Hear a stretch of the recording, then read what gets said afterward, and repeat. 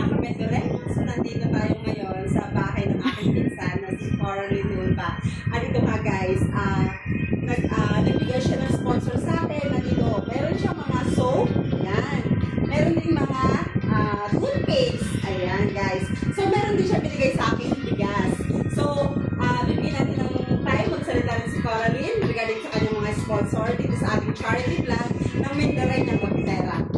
Hi everyone! Morning! Ako nga pala si Coraline. So, mag-share po ako sa aking pinsan na si Mendoreñang Rakitera ng mga Avon products na